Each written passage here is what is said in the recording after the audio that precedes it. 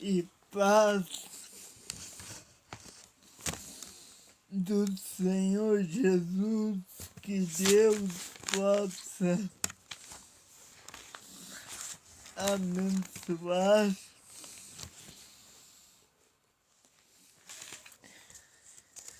e que possamos estar mais uma vez na presença de Deus e na presença dos anjos.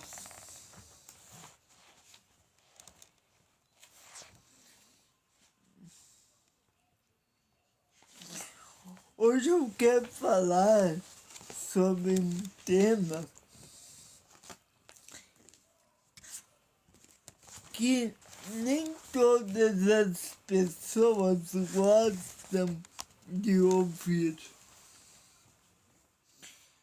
E é um tema que é espinhoso, mas ao mesmo tempo ele é um tema necessário. Nas aulas passadas, nós conseguimos falar sobre por que todos nós estamos debaixo do pecado e qual é a cultura do homem que se estabeleceu em Adão e Eva. Todos somos pecadores e não há um justo na terra. Então, nós falamos sobre isso e nós conseguimos dizer a partir de 3 aulas que a vida está debaixo do fracasso do homem. Esse é a mensagem de Romanos capítulo 3, do 7, do 1 ao 8, e que fala sobre esta devassidão moral. Mas a devassidão não é apenas moral, mas a devassidão também é espiritual, também é física, também é humana. Ou seja, a devassidão começa no espiritual, mas se encaminha a todas as outras áreas da nossa vida. E hoje nós vamos falar de Romanos capítulo 3, do 9 ao 20, para continuar estabelecendo o que a justiça de Deus nos ensina. Mas antes de nós começar a nossa aula, deixa eu dar alguns recados e vamos fazer a leitura da lei e a leitura da palavra.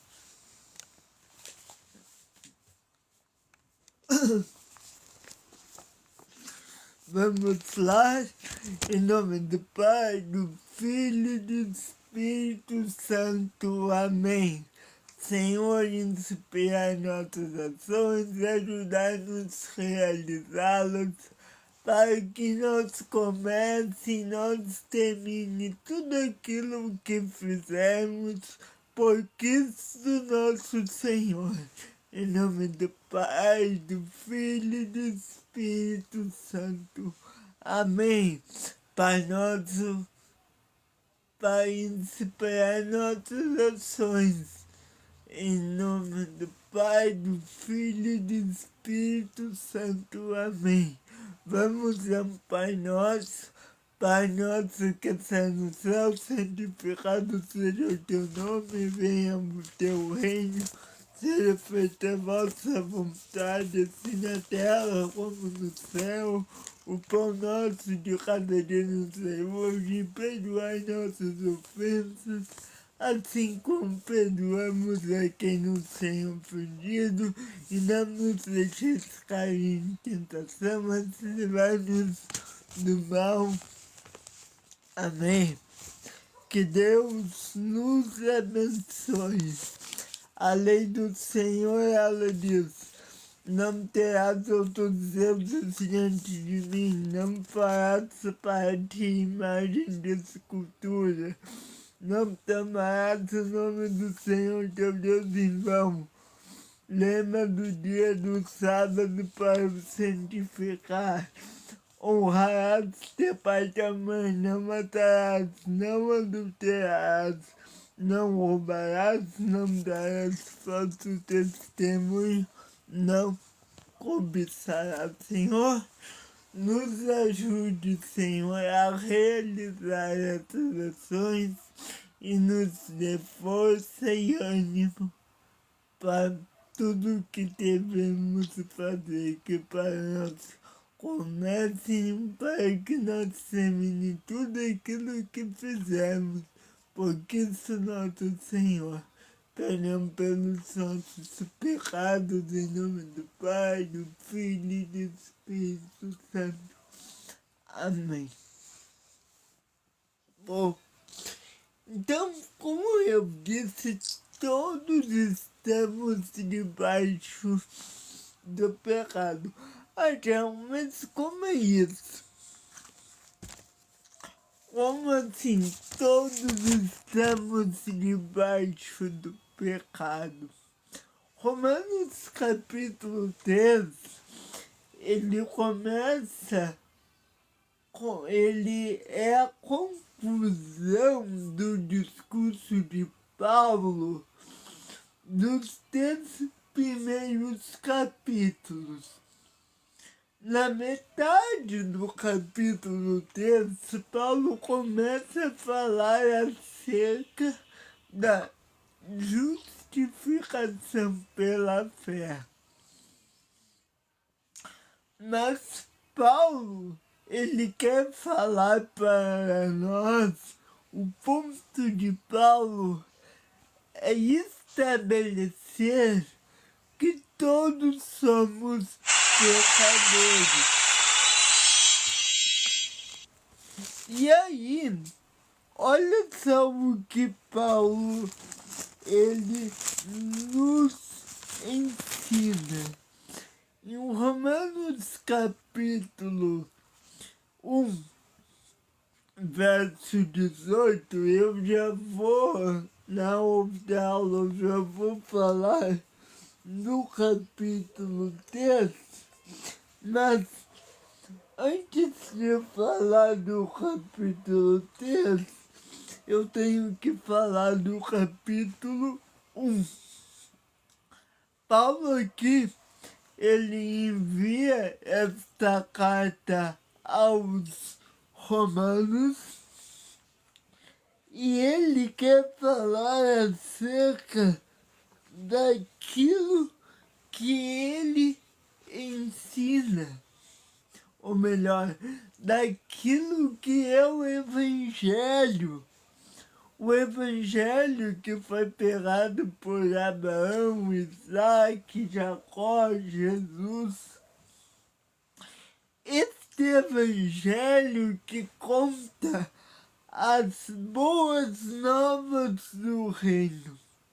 Mas, para sabermos as boas novas, nós precisamos saber que somos corrompidos, desviados. Eu vou falar na outra aula sobre o pecado, sobre a introdução e a justificação pela fé, mas, em primeiro lugar, eu tenho que falar do versículo iniciar falando sobre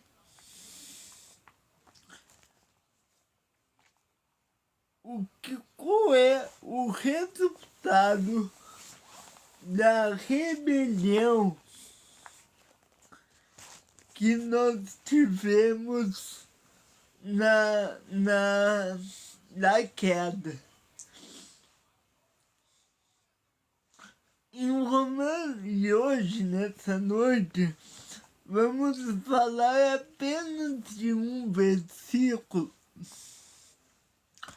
que é o versículo 32, que diz assim,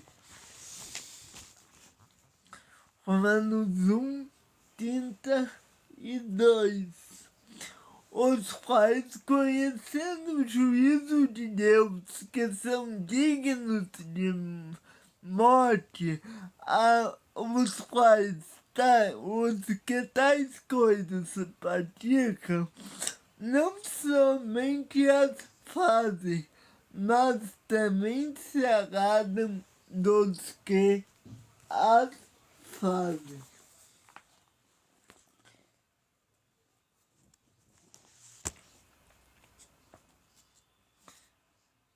O Senhor, Ele diz para nós que, veja só, nesta passagem, Paulo, ele está chegando à sua máxima sobre a condenação do mundo gentil e da condenação do mundo pagão naquela época, por consequência, por analogia e aplicação de todas as épocas posteriores e anteriores a ele. Paulo aqui, ele está falando sobre o que o mundo pagão ele tem dado a sua vida, né? E precisamos saber uma coisa. O que é a revelação da natureza? O que é essa revelação?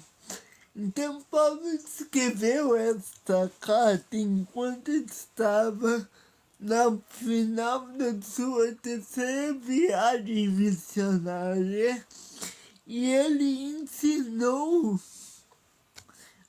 aos irmãos, ele endereçou aos irmãos que estavam em Roma a quem pretendia visitar, né? Porque Paulo não estava em Roma e queria que eles ajudassem a ele ir para a Espanha levar a palavra. Então, por isso que ele escreve esta carta.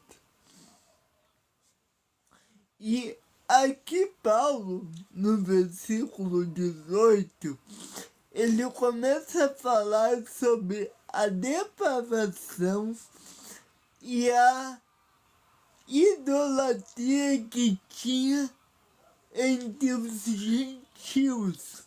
Porque naquela época, não sei se os irmãos sabem, mas naquela época ainda era o número maior de pessoas é um dos povos gentíologos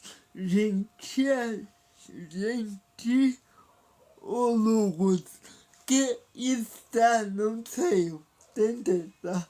Os povos gentios, ponto. A maior parte era dos povos gentios que não adoravam o Deus de Israel, ao contrário, adoravam falsos e vários deuses, certo? E Paulo, ele começa essa terceira sessão do capítulo 1 falando sobre a depravação que aqueles povos tinham. Paulo entendeu que precisava esclarecer boatos oriundos da comunidade judaica a seu respeito, porque ele não apenas via a depravação do povo gentil, mas também ele era debochado por causa dos judeus. E ele tinha tratado,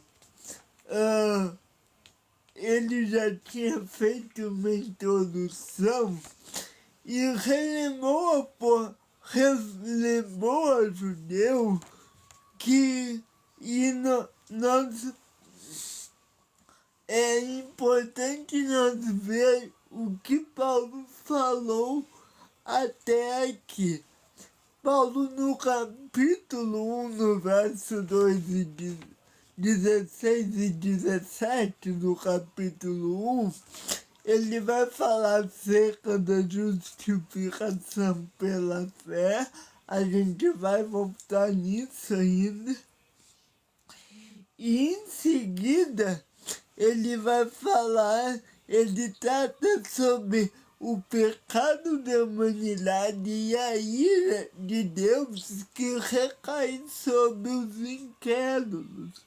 E o apóstolo fala que Deus, de si mesmo, na consciência de todos os homens, ele se revela por meio da consciência e por meio de tudo aquilo, das coisas que foram criadas, que tornam, então, assim dizer, os homens indesculpáveis diante dele. Ninguém no último dia poderá chegar para Deus e dizer assim: eu não conhecia, né? Ninguém pode dizer que não sabia que é errado o que ele estava praticando. Porque mesmo um índio que mora isolado, a consciência dele acusa ele quando ele mata alguém ou quando ele comete um ato errado e pecaminoso.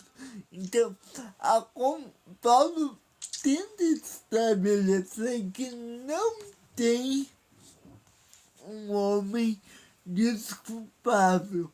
E a Bíblia ensina que Deus, ele se manifesta, né? A gente vai ver melhor isso quando for voltar lá ao capítulo 1, né?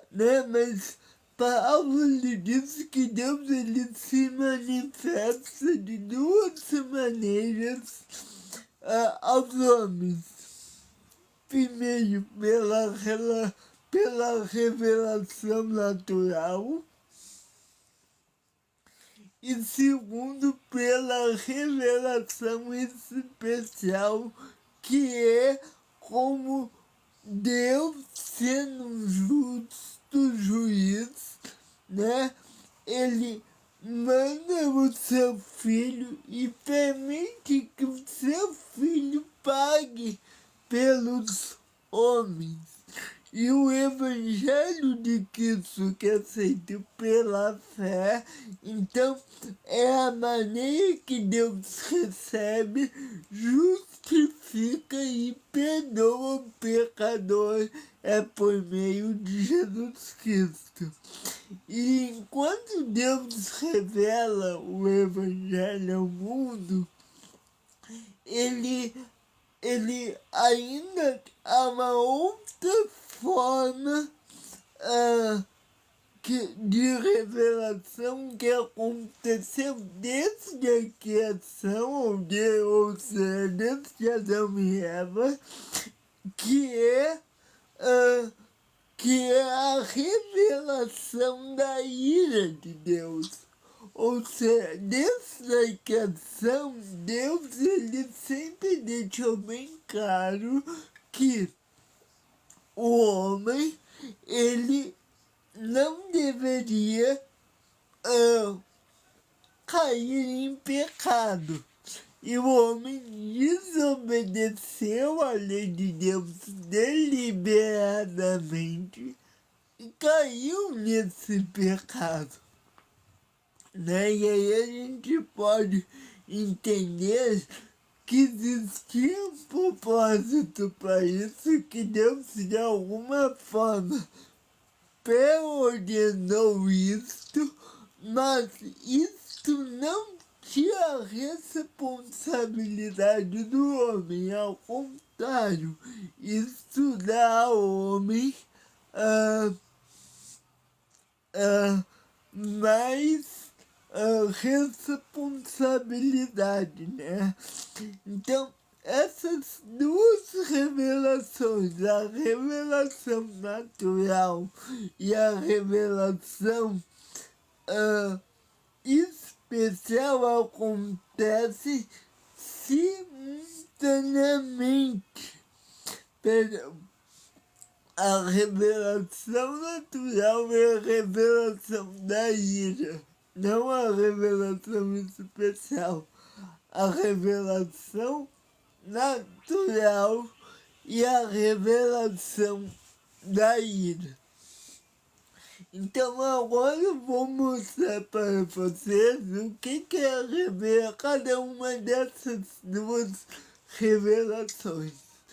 A revelação natural é aquela que revela que existe um Deus e que esse Deus ele está irado. Essa revelação mostra que é feita por um Deus que se revela do céu, aonde é o seu lugar de habitação. E lá no mundo espiritual, ele mostra ao homem que ele está triste e irado por aquilo que o homem fez. Então, por isso que quando Adão caiu, Deus disse que haveria espinhos, aborres, que do suor do teu osso comerás teu pão, que a mulher ia dar luz em dores de partos, tudo aquilo que está lá em Gênesis 3, é expressão dessa ira santa de Deus. Conseguiram entender até aqui? Me diga aí nos comentários. Então, esta revelação entenderam aqui? Tá aqui? Então, a revelação natural, ela está ativa na nossa consciência. E a nossa consciência é por isso que nós temos um sentimento religioso. Mesmo aqueles homens mais bárbaros, eles procuram em Deus. Porque Deus, ele colocou a marca no ser humano e ele fez o homem à sua imagem e semelhança. Não somente no aspecto físico, mas também no aspecto espiritual. E em qualquer lugar do mundo, em qualquer época, encontramos pessoas que temem esse ser superior, que tem medo disso. A prova disso é a maioria, o número de religiões e algum tipo de pagamento para apaciguar uma divindade. Então, os povos, mesmo desprovidos da consciência de Deus, eles têm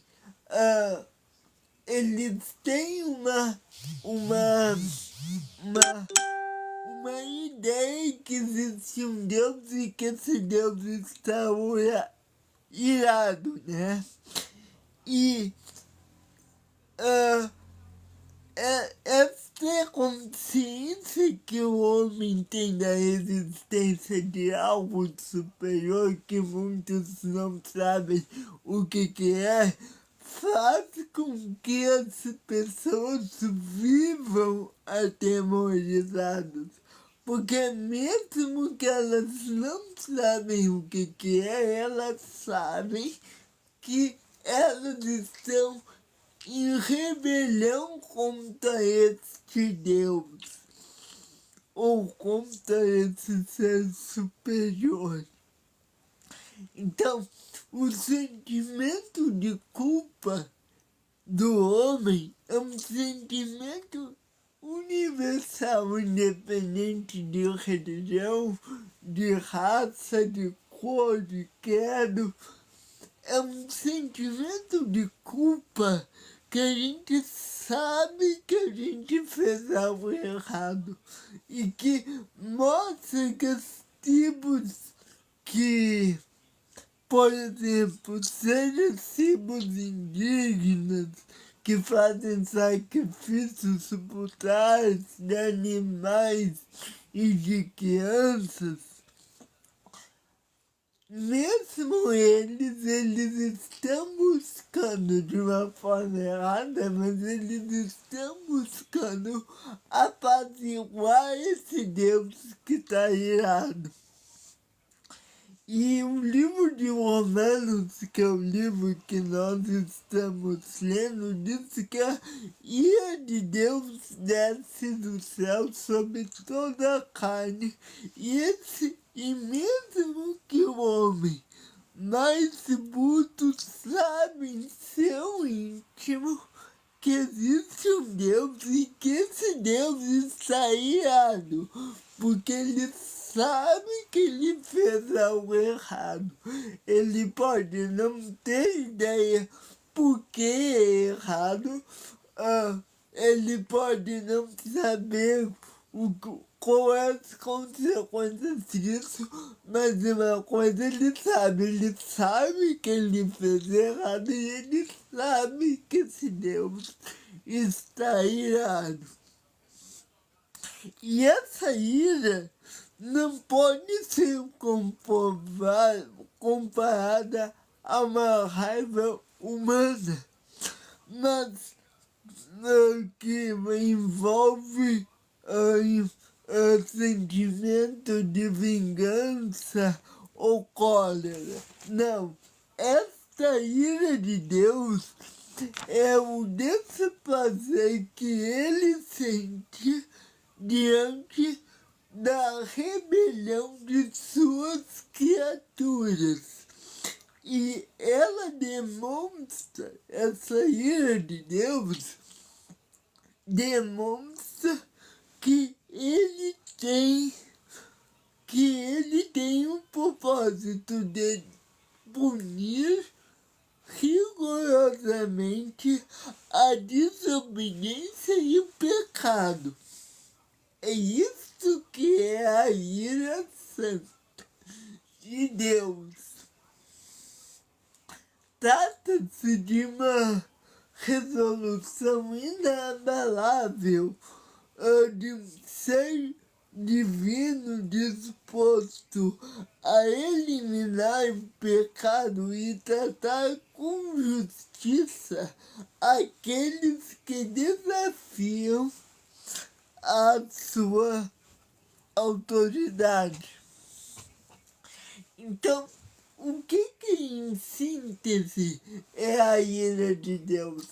A ira de Deus é uma ofensa que o pecador lhe faz e que do céu a ira de Deus se revela sobre toda a carne. Essa ira é manifesta na nossa consciência e por isso que existe desde sempre muitas religiões, porque o homem está em busca de resolver esta ira de Deus. E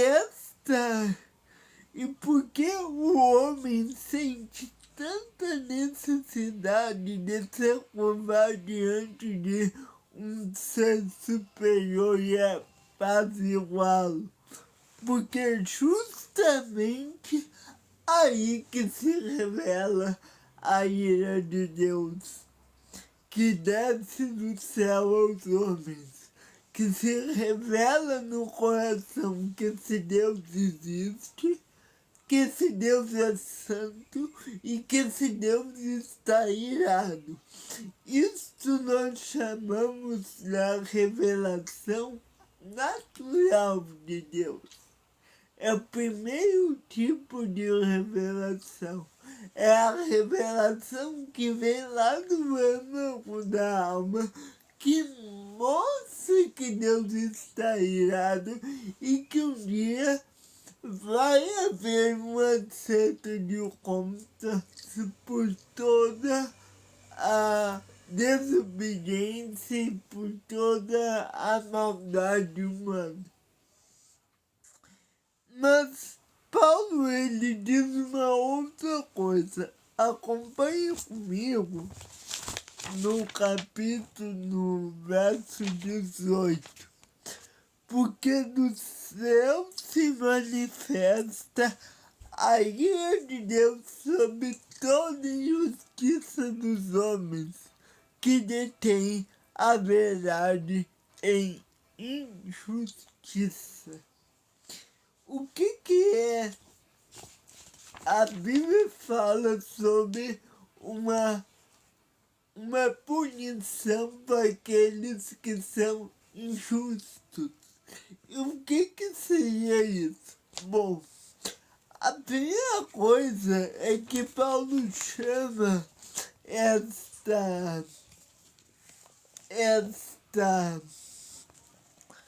impiedade dos homens de iniquidade.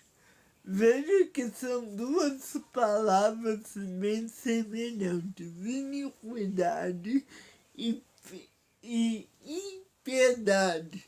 Impiedade seria uma pessoa que não tem escrúpulos, não tem pena de praticar mal, não sente remorso com isso. E a segunda iniquidade, uma pessoa iníqua, a ímpia é aquela que não tem medo, que não sofre por praticar mal. E iníqua é aquela que pratica o mal e também não sente nenhum.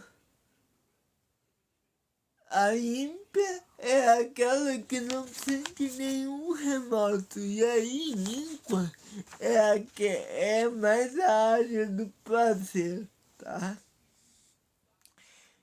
Então, esse é um termo que na sua, na sua, no seu poder descritivo, na verdade, iniquidade significa falta de religião.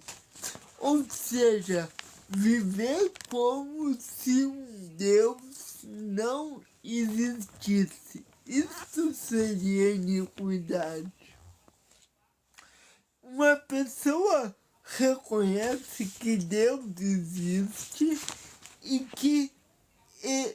tenta viver nos seus caminhos, adora esse Deus e serve esse Deus.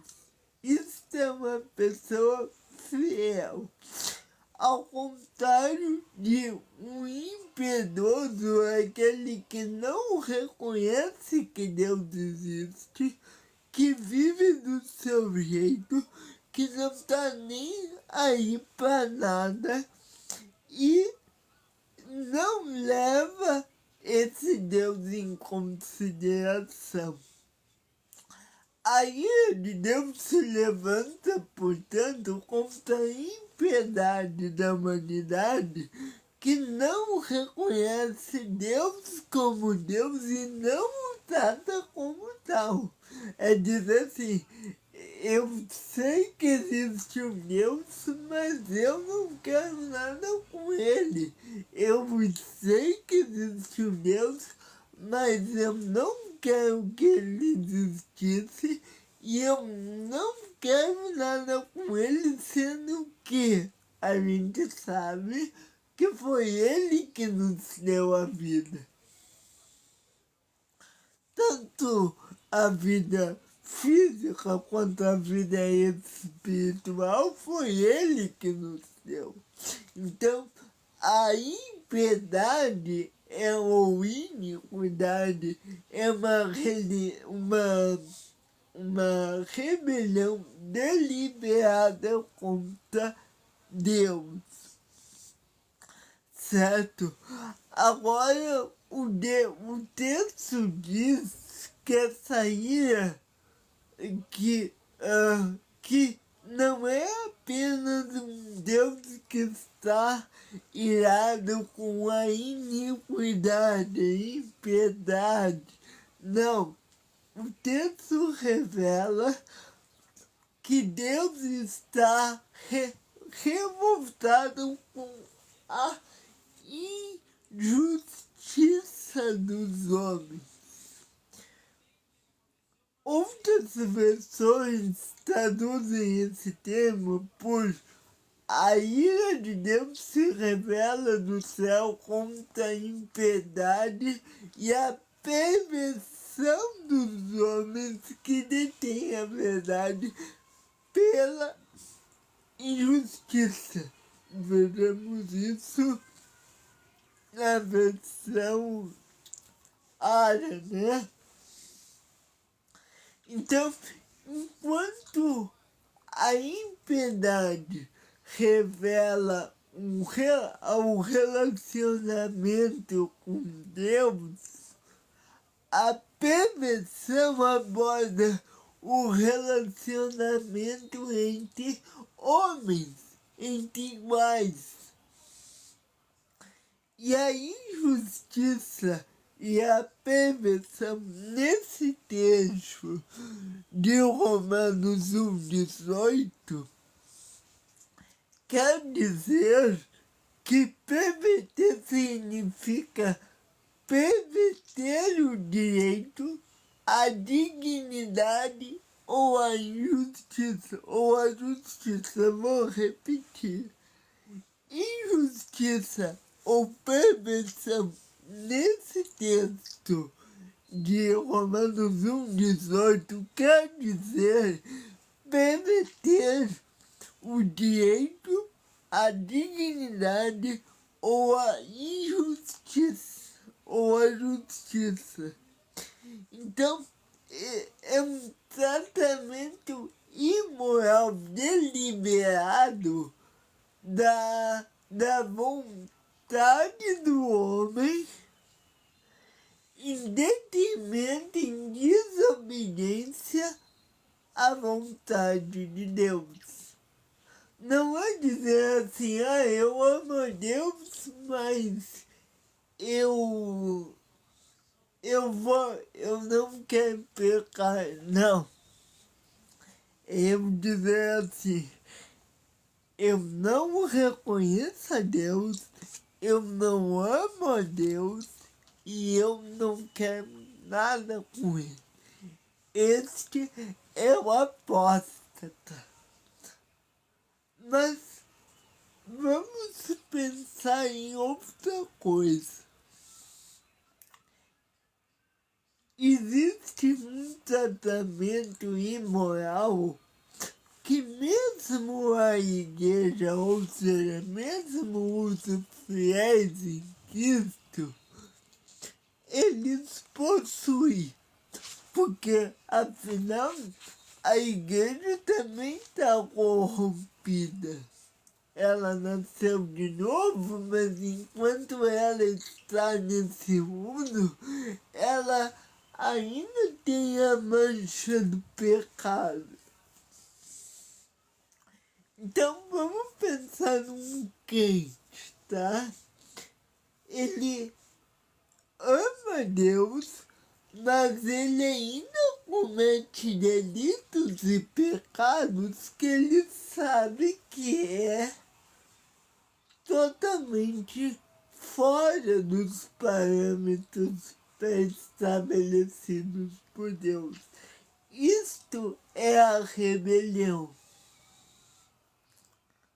Aí você vai me dizer assim, Calma, mas não tem como a gente não pecar, né? E eu vou concordar com você, antes da queda, nós podíamos escolher não pecar. Hoje nós não podemos escolher não pecar. Mas não é por isso que a impiedade deixa de ser impiedade. Impiedade é tirar a piedade, é remover a piedade. Já pensou nisso? É eu retirar da minha natureza aquilo que Deus me deu.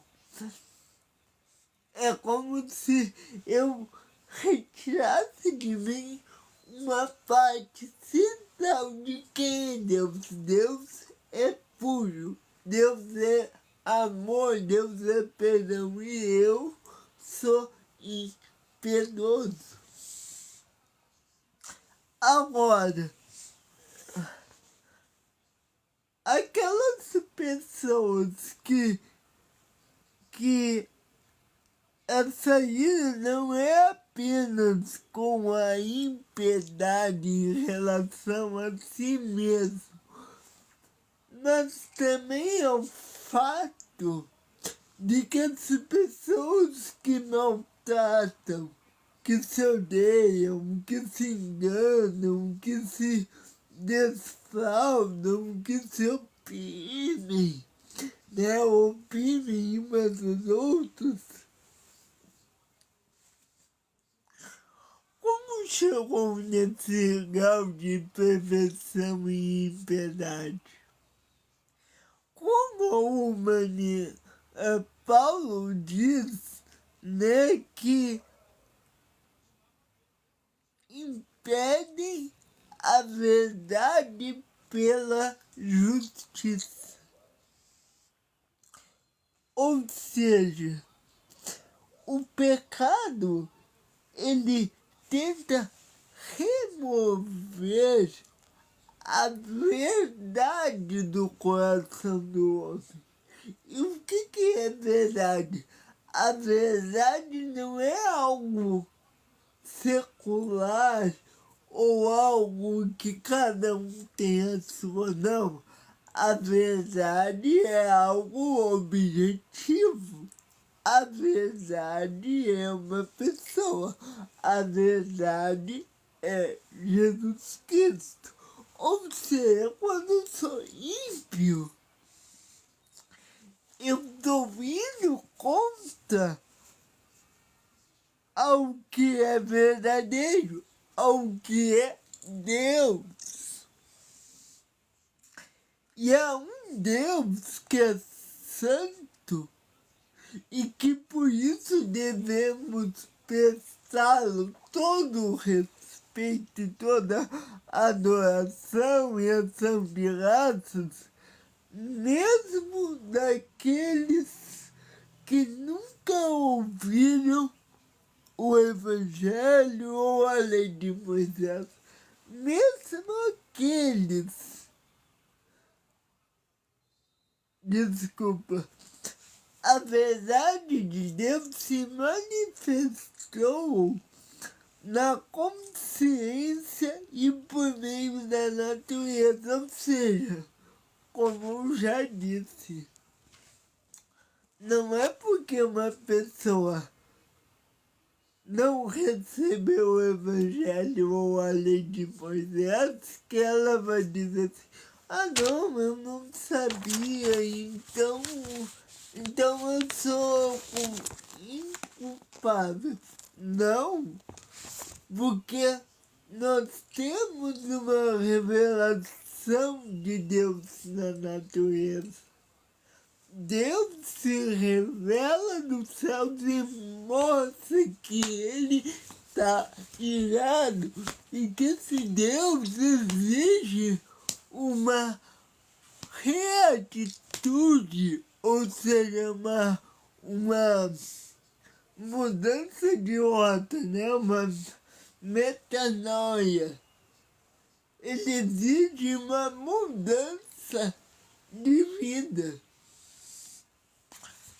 O homem não pode mudar a verdade, mas pode sufocá-la, pode reprimi-la, pode suprimi-la, e é isso que o homem faz. Não, Deus é paz e amor. Deus é meu bode, é meu xará. Ele nunca vai me condenar.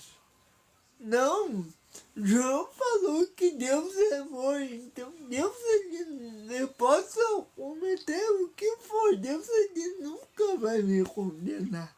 É daí que surgiu aquela ideia que se uma pessoa é condenada, ela não vai ficar sofrendo, não.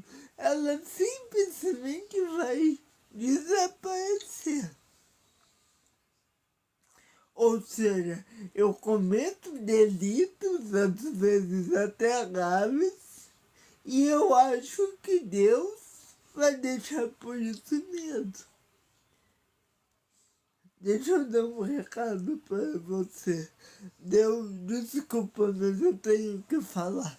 Deus não é teu humano, teu subordinado, que tu faz algo errado, vai lá, pede desculpa e tá tudo certo. Não, Deus é bom, é muito bom. Deus é gracioso e depois a gente vai falar sobre a graça dele lá em Romanos 8. Deus é gracioso, mas Deus ele também é justo. É por isso que Paulo iniciou falando sobre o pecado. Porque ele quer que nós entendamos, antes de entender a revelação da graça, São Paulo queria que entendêssemos que esse Deus está irado justamente. Não é que Deus está sendo injusto, mas vamos dar sequência. Esta ira é uma ira justa, como eu já disse. Vejamos o texto de Romanos 19. Romanos 1:19. Lemos o 18, agora vamos ler o 19. Porque o que Deus se pode conhecer, nele se manifesta. Em quem se manifesta? Nos homens. Porque Deus lhe manifestou. Ou seja,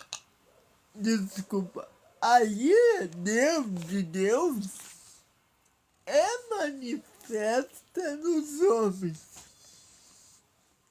E aqui nós temos que entender uma coisa.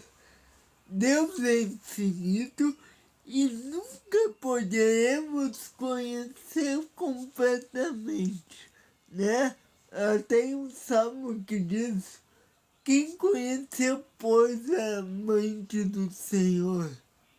Quem foi seu conselheiro, ou quem deu a ele para que seja restituído? E aí o salmista fala uma palavra simplesmente extraordinária.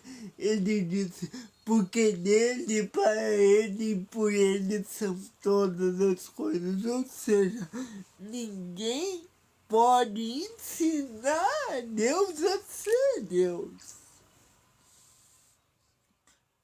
Porque é isso que os homens querem hoje. Ensinar a Deus a ser Deus.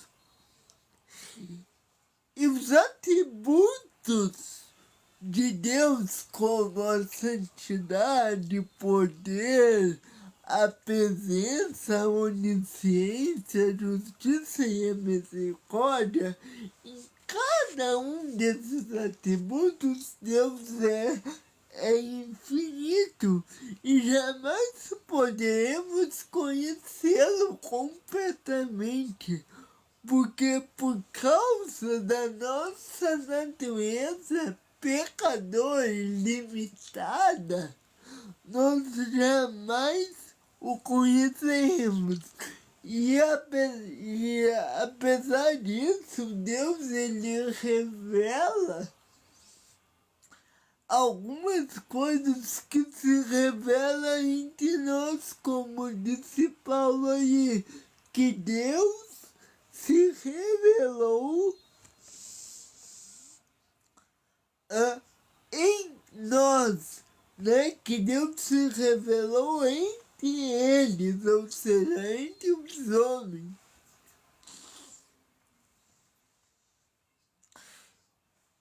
E é um conhecimento inato de Deus que é uma imagem e semelhança dentro de nós ou em nós.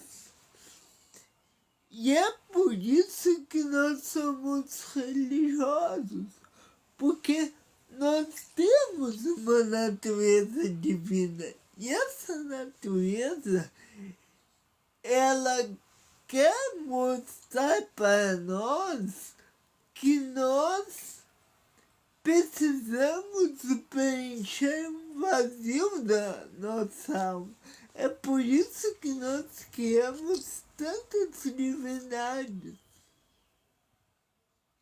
Até um tempo atrás, quando eu ainda não conhecia o Evangelho completamente, eu olhava aquelas novelas e eu achava que existia Baal, Astarte, não adorava ele. Né? Meu Deus sempre foi o Deus de Israel, mas eu achava que ele existia. Até que eu entendi que a corrupção do coração humano criou aqueles falsos deuses que nunca existiram para tentar tampar esse buraco que tem no coração do homem. Então, nós temos a consciência que existe algum ser superior que para muitos não sabem quem é ou o que é, e que ele está irado e que um dia nós teremos que prestar contas. Todo mundo sabe disso. Mesmo que você não sabe que Deus, quem é Deus, você sabe que existe algum Deus superior e que ele está irado. Você sabe, você até pode não admitir, mas você sabe. E é comum até mesmo que esse conhecimento repareça no coração de algumas pessoas após terem reprimido em razão de alguma tragédia ou ter partido por um sofrimento pessoal. Então, tem muitos que tentam dizer assim, não, Deus não existe, isso é uma invenção para que nós não façamos barbaridades.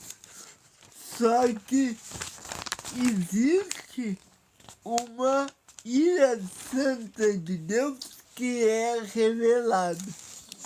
Eu já estou terminando, tá? Só tem mais 2 tópicos aqui que eu já vou concluir. Então, esse conhecimento possível de Deus é manifesto em nosso coração porque Ele nos fez assim. Ele colocou o homem na terra e ele colocou uma marca no homem.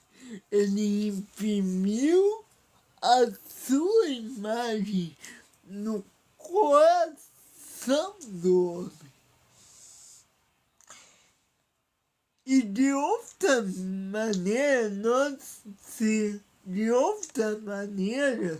nós não conheceríamos. Então, não somente no coração, mas no exterior. A natureza psalmista diz que as maravilhas da terra testemunham que existe um Deus. O ar, a água, os animais, enfim, a natureza, porque muitos, antigamente, nos tempos bíblicos, lá nos tempos de Abraão, de Isaac, de Jacó, de Moisés, eles tinham vários deuses. E era um Deus para cada coisa, né? Não era um Deus só, né? Geralmente aqueles homens eram politeístas.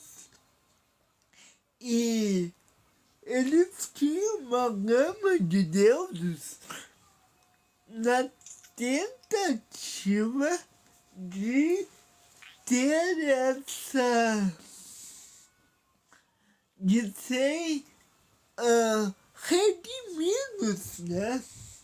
Agora, quem revela o conhecimento a respeito de si mesmo a Deus?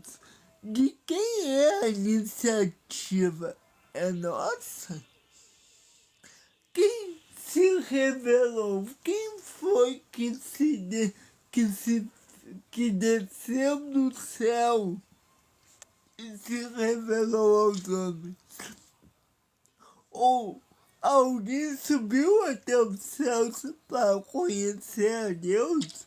Para lá ver se ele existia mesmo? Não. O verbo se encarnou. Isso na teologia e na Bíblia é chamada de que ele tabernaculou entre nós, né? João 1,14 diz: o verbo se fez carne e habitou entre nós e vimos sua glória, como a glória do unigênito do Pai, que é cheio de graça e de verdade. Então, Deus, ele se manifestou, Deus se revelou, não foi nós que fomos lá no céu e pedimos para ele descer, para nós ter certeza que ele existia. Não, Deus se tabernaculou, mas isso a gente vai falar na aula que vem. Aqui nós estamos falando da revelação natural. Ainda tem um longo caminho pela frente, tá? Mas vamos ver alguns atributos invisíveis, mas que podem ser vistos claramente pelo homem de Deus. Por exemplo, no verso 20 diz assim: porque as coisas invisíveis, preste atenção. Tá me ouvindo bem? Gente, compartilha aí para chamar a gente, por favor. Verso 20.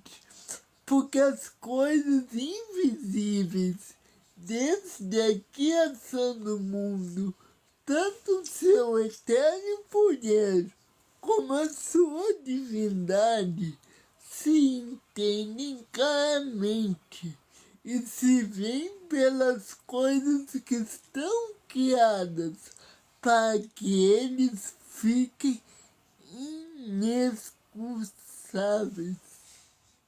O que Paulo ele está dizendo aqui? Novamente aquela ideia. Vocês estão me ouvindo bem aí, Natália? Natália, os outros, Natália Paranhos, Virado, estão me ouvindo bem? Eu só tenho mais um tópico que eu tenho que acabar. Então, aqui novamente nós vintamos, sempre vou falar, existe um Deus, esse Deus é revelado a nós, esse Deus está irado pela impiedade e pelo pecado. Mas esse Deus diz isso à nossa consciência. E ele está irado com a impiedade e a perversão dos homens que sufocaram a luz da verdade. E a perversão dos homens, a luz da verdade no coração e trocaram a verdade pela injustiça. Então, aqui aquela ideia que assim, não, eu pecar, ok, isso tá tudo certo, não dá nada, Deus é bom, Deus perdoa. É novamente aquela ideia que Deus ele é tão bom que ele nunca mandaria alguém pensar. E Paulo que acrescenta a isso o fato de que se Deus revelou alguns atributos da sua própria criação e não revelou apenas a nossa consciência, mas brilha ao nosso redor. Porque todas as coisas são reveladas por Deus aos homens. E a natureza foi algo que Deus usou para revelar isso a nós. A natureza, o universo, a harmonia, a sua imensidão, não faria sentido tudo isso se nós já não tivéssemos a consciência dentro de nós de que Deus é autor de tudo isso. Então, ao mesmo tempo que Deus se revela na natureza, Ele nos dá uma inteligência interior para ver aquilo e entender que aquilo foi Ele que criou. Porque, ok, Deus se revelou nas árvores, ok, né? Porque Ele se revelou na natureza. Mas, se Ele não tivesse inclinado ao coração para que o homem visse a revelação dele na árvore, a árvore não fala. Então, ela não diz assim, ah não, tchau, oi, boa tarde. Eu estou aqui porque Deus me criou e Ele me colocou aqui. Não, a árvore não fala, isso é um absurdo. Se eu te dissesse, ó, amigo, hoje eu fui ali no meu quintal e eu falei com as árvores, tu vai me chamar de louco.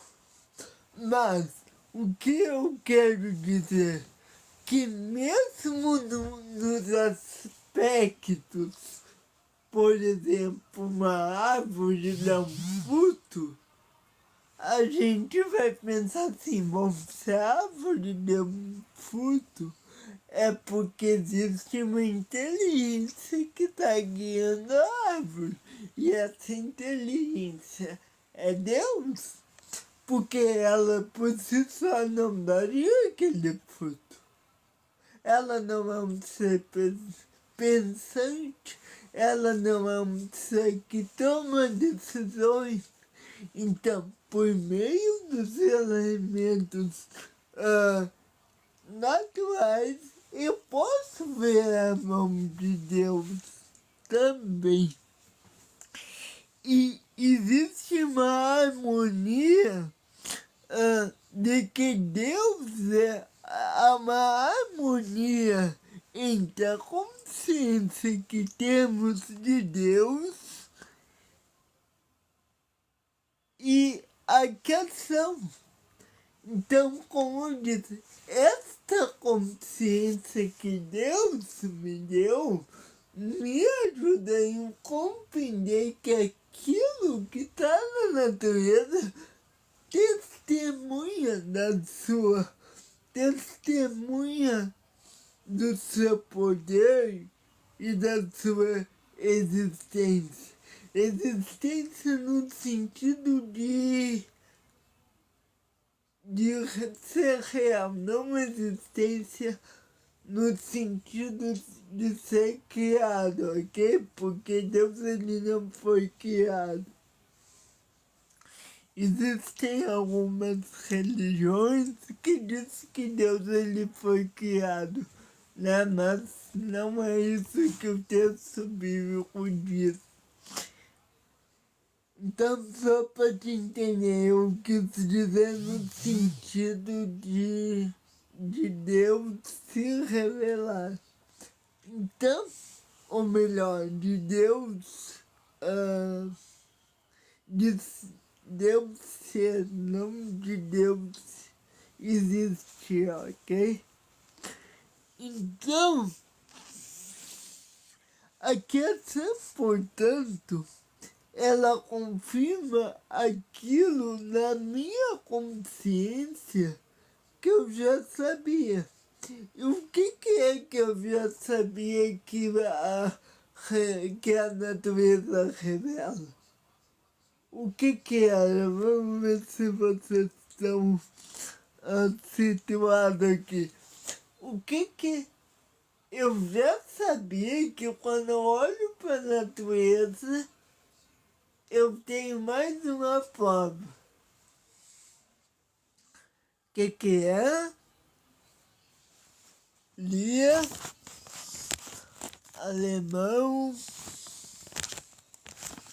me digam aí que eu posso exatamente pela natureza, eu tenho certeza que Deus ele existe. Agora, a Bíblia está repleta de menções e de relatos sobre os atributos divinos de Deus, desde a santidade, a misericórdia, a onisciência, a onipotência, a onipresença, a qualidade. Nós temos os atributos comunicáveis de Deus e os atributos incomunicáveis. O que são entre essas duas categorias? Os atributos comunicáveis são aquilo que ele deu ao homem. Então, Deus tem poder de escolha, ele deu isso ao homem. Deus tem inteligência, ele deu ao homem.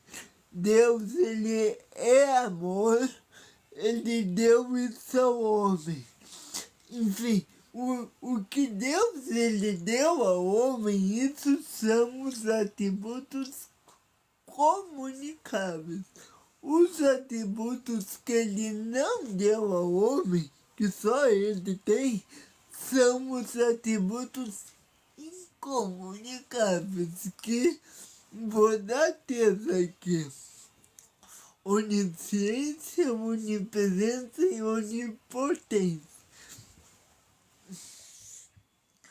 Então, Paulo, ele menciona aqui dois desses atributos, sendo primeiro o eterno poder de Deus. O apóstolo está dizendo que podemos perceber por meio da criação que existe um poder eterno e que procede a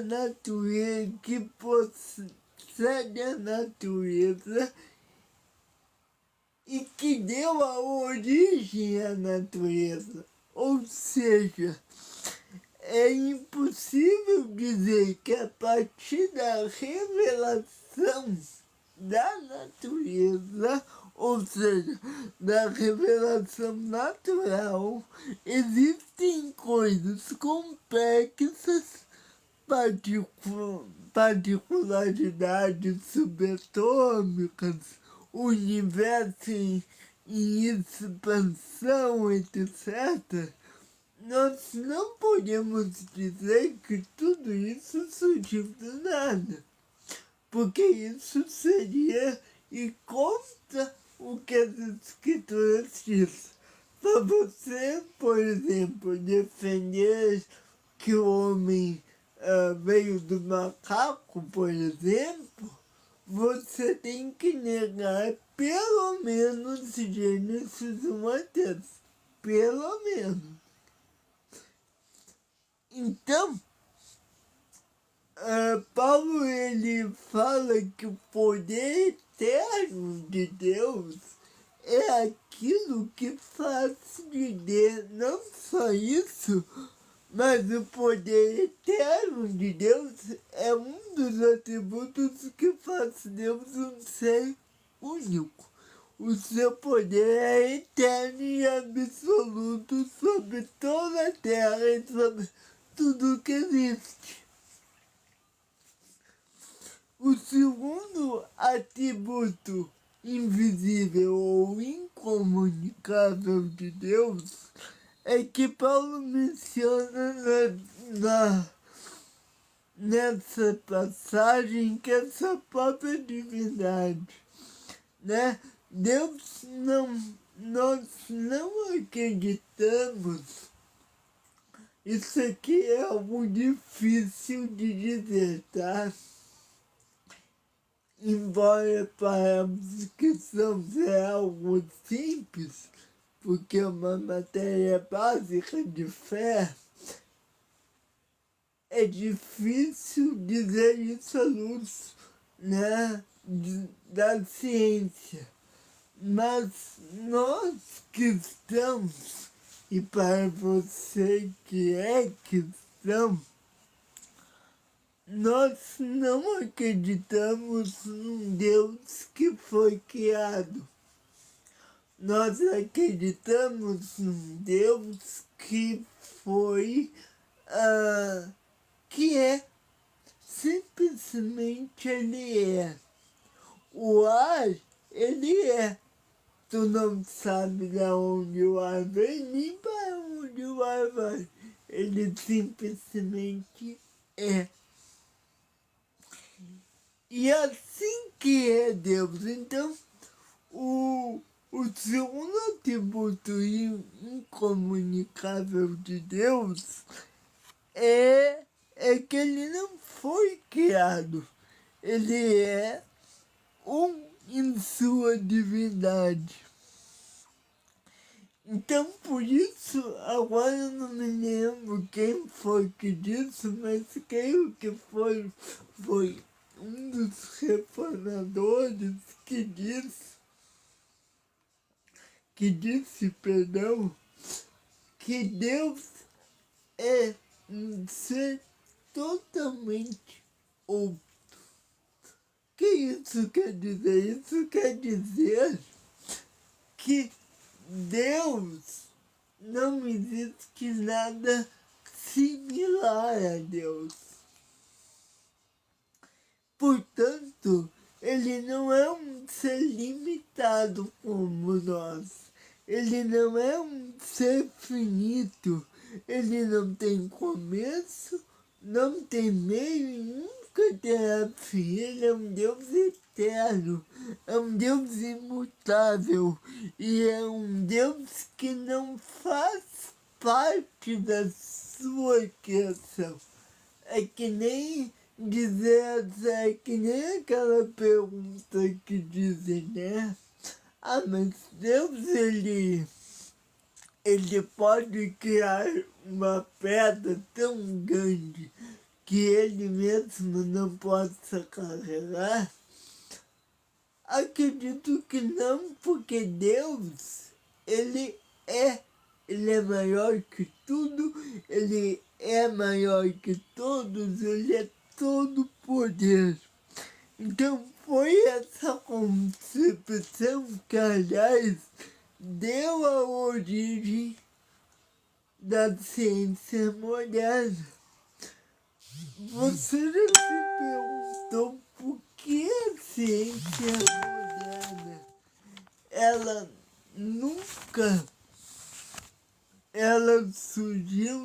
ter surgido na Europa, que está da Idade Média, e não tem civilizações mais antigas como a Mesopotâmia, a Grécia, a China, o Egito, né, que eram civilizações mais avançadas que a Europa cristianizada. Augusto Nicodemos disse que isso aconteceu porque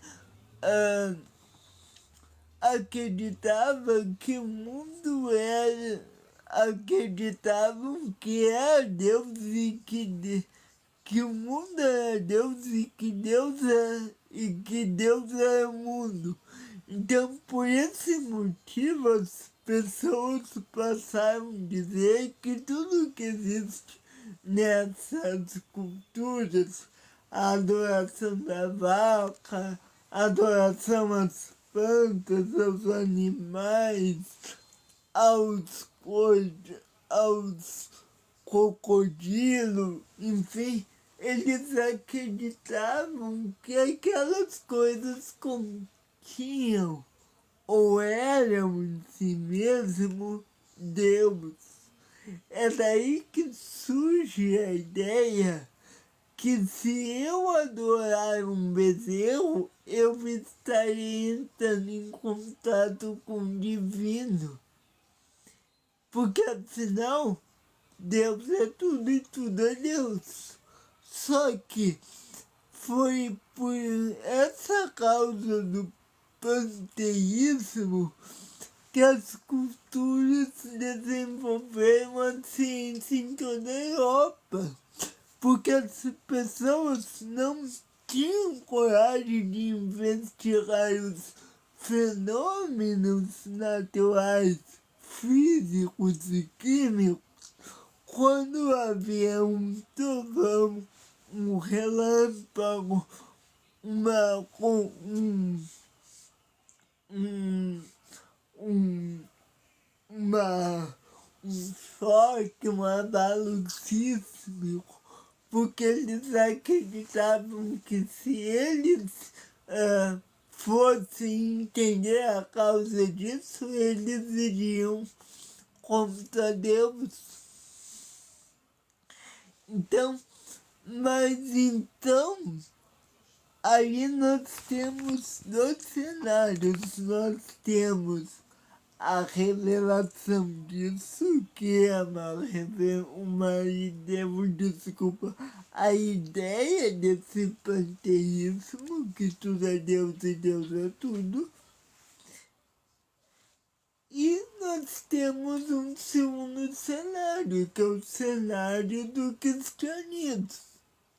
Então, o cristianismo veio com uma ideia que, não, peraí, Deus não é tudo e tudo não é Deus. Deus é um ser que governa todas as coisas, mas ele não é todas as coisas. Então, Deus, ele criou tudo que existe no princípio, como está lá em Gênesis capítulo 1, verso 1. No princípio criou Deus os céus e a terra. E ele disse mais, ele disse, e a terra é sem forma e vazia, ou seja, não existia nada e Deus criou todas as coisas. É claro que os judeus, por exemplo, eles já diziam isso, mas já diziam, né, que foi Deus que criou tudo. Mas é o cristianismo que colocou essas verdades na arena pública e com grande força, onde os teólogos, professores, pastores, cristãos e toda a gama da igreja cristã, foi eles que disseram fortemente que a sociedade ocidental não havia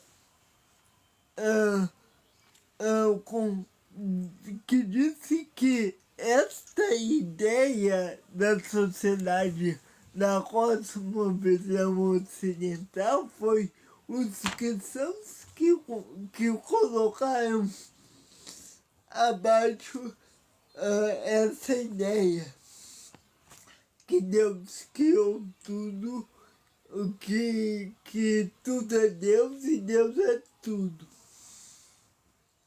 Então, o homem agora é livre para investigar por quê. Por que existe o átomo? Por que existe três aspectos, três áreas da matéria? Por que existe pódios neutros? Por que a água não é pedra? Por que pedra não é água? Da onde vem a água? Por que tudo isso? Foi a igreja cristã que deu liberdade ao homem para entender os mistérios da vida, porque até então isso é uma questão de fé. Bom, se Deus é tudo e tudo é Deus, então eu, enquanto ser humano, uma pessoa meramente mortal, eu não posso investigar porque eu estarei indo contra esse Deus está irado. Então, muitos autores da ciência moderna hoje, né, são cristãos. Há bons livros sobre a história da ciência, como, por exemplo, Nasce Pele, que mostram que os ramos da ciência moderna tiveram uma nova que queriam saber a respeito da ordem divina, pois viviam com a expressão da ordem da majestade de Deus. Então nós podemos aqui passar toda a noite falando do que Deus fez, tanto na natureza quanto na sua revelação especial. Mas com certeza não foi o homem que criou Deus, foi Deus que criou o homem. E esse Deus é poderoso, é majestoso, é glorioso, é inteligente e é pessoal. É um Deus que se relaciona comigo e com você.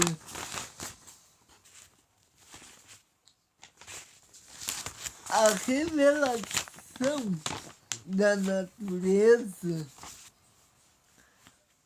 a revelação também é antiga, mas por esses atributos é que vemos desde a criação do mundo, desde que Deus colocou o homem no mundo, ele sua majestade, sua glória, seu eterno poder são manifestos.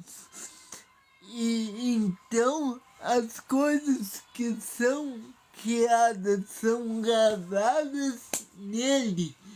E desde Adão, todo ser humano tem uma consciência que Deus ele existe. Esse conhecimento de Deus também é universal. E pois os atributos são perceptíveis ao homem desde a criação do mundo.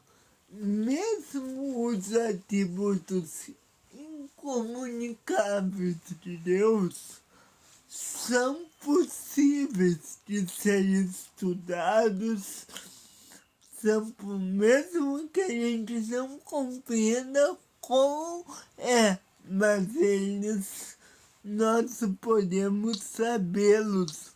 Então todos têm consciência que existe um Deus e todos conseguem ver isso também por causa da natureza.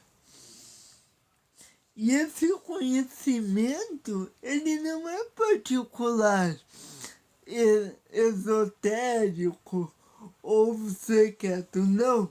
Deus, ele tornou, por vontade dele mesmo, ele tornou esse conhecimento como um conhecimento público.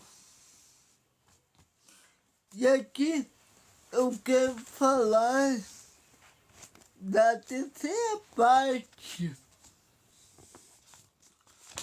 do capítulo 1, ou melhor, da terceira parte do versículo 20, que está na terceira perícope, que é que por causa dessa revelação, então é por isso que não haverá desculpas para que no dia do juízo, porque o homem sabe que Deus existe, ele sabe que ele pecou contra esse Deus, que esse Deus é santo e que esse Deus está irado, justamente que um dia virá acertar as contas. E esta é a conclusão de Paulo quando ele diz que todos os homens são indesculpáveis. A gente vai falar mais sobre isso, mas é o que está mais adiante, mas é o que está aí no versículo 20, e claramente vem pelas coisas que são que são criadas, desculpa, para que eles fiquem inexcusáveis ou indesculpáveis, né? Então, na visão de Paulo aqui, a palavra indesculpáveis é usada muito no meio do jurídico, né? Para falar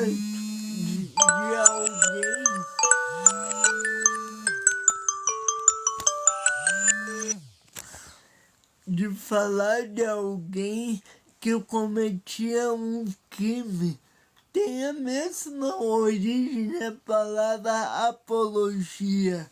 Apologia, né? A gente tem uma cadeira na teologia que se chama apologética, que significa defesa, né? Então é a ideia que um advogado está defendendo diante do juiz o seu cliente, o réu da ação, quem cometeu o crime, é indesculpável. É como se o juiz batesse martelo nessa sentença e disse assim, não haverá perdão. Porque o que ele praticou foi um crime, né? Inafiançável. Então, o que Paulo está dizendo é que o que haverá no dia do juízo, ninguém terá apologia, ninguém terá defesa para apresentar diante de Deus, como por exemplo, como eu já disse aqui, ninguém poderá chegar diante de Deus e dizer assim, porque eu não sabia que matar é errado. Porque eu não sabia que desonrar meus pais era pecado. Porque eu... Não, ninguém poderá dizer isso, porque Deus, ele deu a sua revelação natural, ele deu sua revelação especial e ele disse que seria errado. Então, é por isso que ninguém poderá dizer que não. A natureza está mostrando ao homem, então, que há um Deus, novamente. Esse Deus está irado e ele se manifesta contra a impiedade e a perversão dos homens e que impedem a verdade por sua injustiça. É justo que ele esteja irado por meio da sua criação e nós vemos algumas coisas que ele revelou a respeito de si mesmo. E essa revelação é clara, universal e antiga. Então, qual é a conclusão lógica pela Bíblia? É que não há inocentes diante de Deus, nem aqui, nem no Amazonas, nem nos polos, nem nos desertos, nem nas florestas, nem nas ilhas mais inóspitas do mundo. Não existe inocentes diante de Deus, porque os homens detêm a verdade por injustiça. O versículo 1, capítulo 1, depois a gente vai dizer que os homens abandonaram o uso natural. Então, a verdade é que não existe, nunca nem haverá ninguém no passado, nem no presente, nem no futuro que será totalmente não, que será justo diante de Deus. A ira de Deus, então, está sobre o mundo, tanto sobre os pagãos quanto sobre os judeus, os cristãos. A ira de Deus se manifesta dos céus. Então, vamos rapidamente a algumas aplicações para mim concluir, que eu já estou bem avançado. A primeira é que para entender o Evangelho é necessidade, para entender tudo isso é importante para nós reconhecer a necessidade e urgência do Evangelho na nossa vida. A revelação da ira de Deus é necessária para que nós não demos desculpa, mas essa revelação ela não é suficiente. Não é porque eu sei que Deus está irado, isso não é suficiente para me salvar. Mas isto é para mim saber, para eu saber que me saber, para eu saber que Deus ele está irado e que não há nada do que eu faça que poderá me salvar. Essa revelação, então, nós podemos salvar.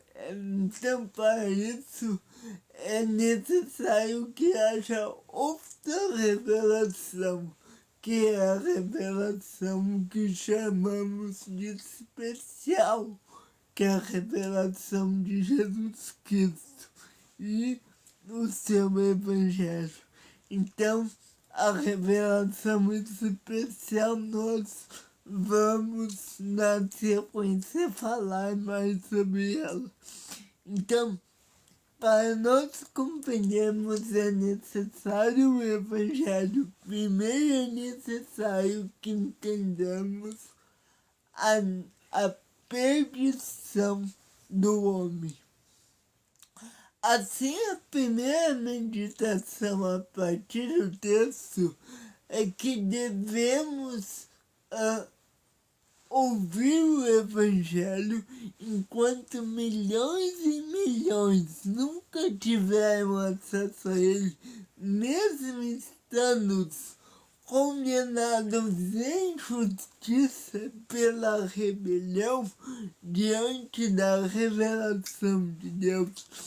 O fato é que ninguém poderá colocar de joelho diante de Deus e dizer: Senhor, será que eu posso continuar a minha vida como se tu não existisse?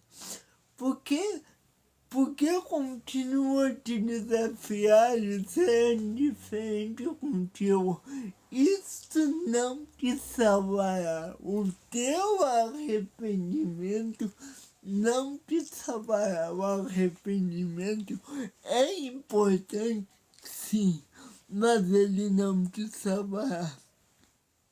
Examine o seu coração, especialmente se você luta contra a crença de Deus por causa da ciência, e se você é ateu.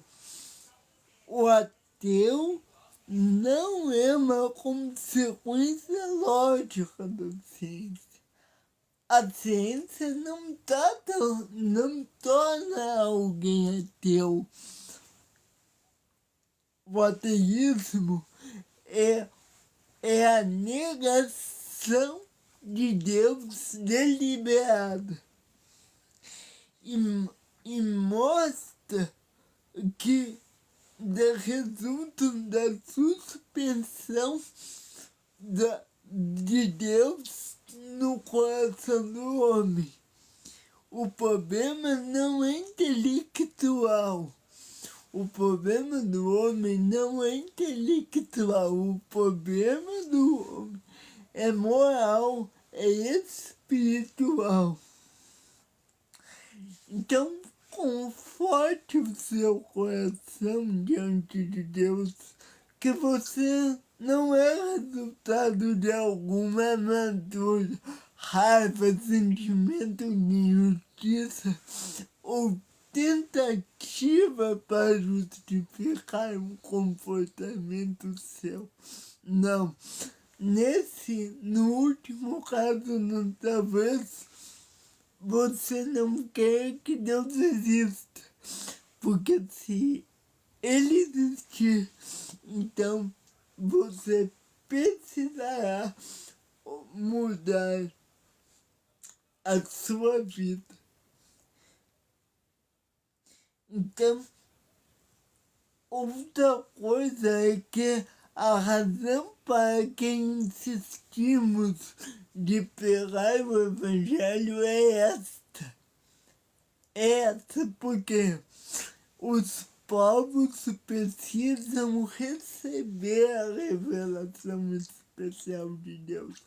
Ninguém vai ser salvo por saber que Deus existe. A Bíblia diz que até os demônios querem ser mestres. Não é a tua crença que vai te salvar. É a tua confissão em Jesus, entregar a Ele a sua vida. Porque eu posso dizer assim: Deus, tu sei que eu desisto, mas eu não me relaciono com Ele, eu não confesso nossos pecados, eu não entrego a minha vida a Ele. Então, é por essa razão que insistimos que devemos compartilhar a nossa fé pelas outras pessoas, para outras pessoas. O último ponto é que não há salvação fora de Cristo. Jesus Cristo é o que é responsável por levá-lo adiante. Você não poderá ser salvo a não ser por Jesus. A última coisa que devemos pontuar é que o seu estado é justo diante de Deus. Há um Deus bom, justo e santo. E ao contrário de dizer que é um Deus de amor, como você talvez já tenha ouvido falar, não é porque Deus é amor que ele não está irado. Deus é amor e a ira de Deus pode com amor ficar irado. A gente não entende isso, mas Deus pode com amor ficar irado. E é assim que ele está quando ele vê o pecado. Então, sim, ele é amor, Deus não tem amor, ele é amor, mas também ele é santo. E ele está irado. Talvez nessa noite que você reconheça que Deus também ama o pecador e quer que você entenda, e talvez você entenda, assim como diz o Evangelho, que você tem rebelião contra ele. Então eu te digo hoje, ó, vou fechar aqui, mas eu quero te implorar nesse momento. Se você não entregou a sua vida ainda ao Senhor Jesus, entregue hoje. Coloque diante de Deus tudo aquilo que você fez e arrependa-se. Porque se Deus é santo, é justo, mas Ele também é misericordioso. E Ele disse, todo aquele que vier a mim, de maneira nenhuma jogarei fora.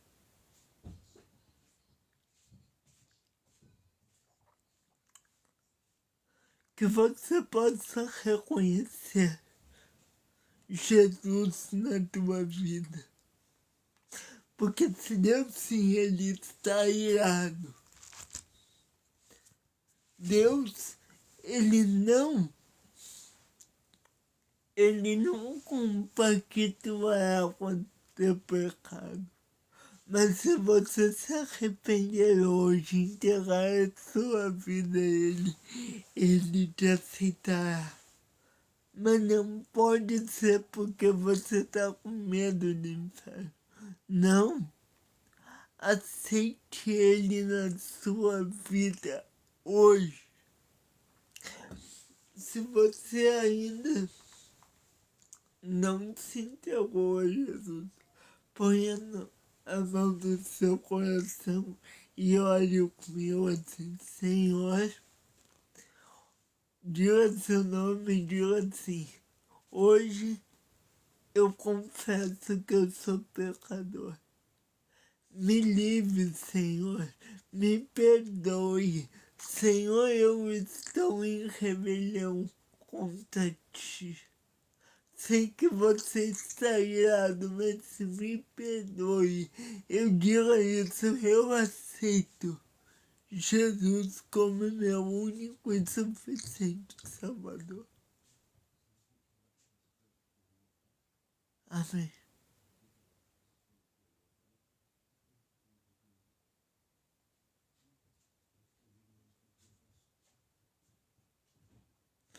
Diga isso. Diga isso. Eu aceito Jesus como meu único e suficiente Salvador. Porque sim, Ele está irado. Mas Ele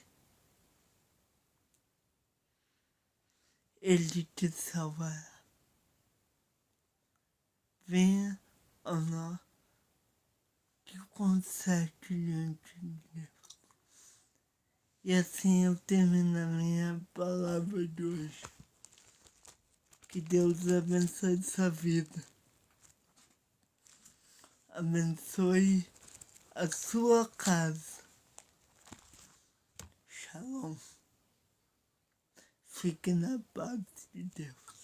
Amanhã voltamos, essa mensagem está disponível. No YouTube, em nome de Jesus. Em nome do Pai, do Filho e do Espírito Santo. Amém.